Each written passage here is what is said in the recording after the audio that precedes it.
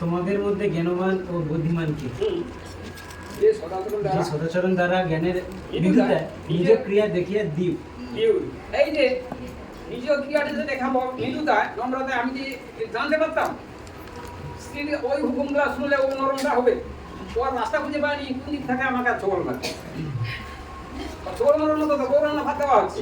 ও দুটা কাজের দায়িত্ব দিচ্ছে, একটা করে দিচ্ছে আর একটা কাপড় ফেলে দেয় না, আমি কি করবো?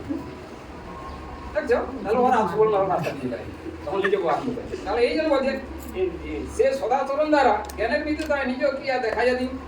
এই তথ্যটা জানতে হবে, এটার কাছে আসলাম তো জানতে পারবো কিভাবে প্রেম করতে হবে, কিভাবে মিলেমিশে থাকতে হবে।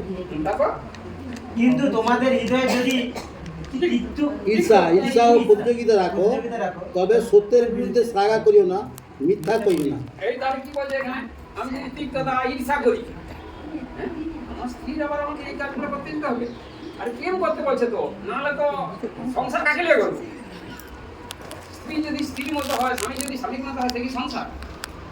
তাহলে শান্তির পাহাড় আছে সফর করে দিই।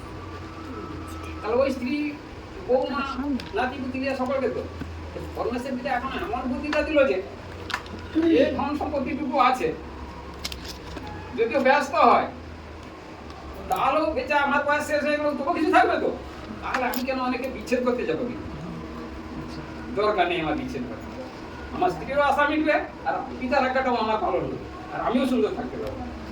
হ্যাঁ, এই বলে ওই চলছে। তাহলে এখানে বাক্যটার মধ্যে তাহলে কি, কিন্তু তোমাদের হৃদয়ে যদি তৃপ্ত, মানে ওই যে অশান্তি, সে তৃপ্ততা থাকতো, আর ঈর্ষা ও প্রতিযোগিতা রাখো, তবে সত্যের বিরুদ্ধে সালগা করি না, আর মিথ্যা করিও না।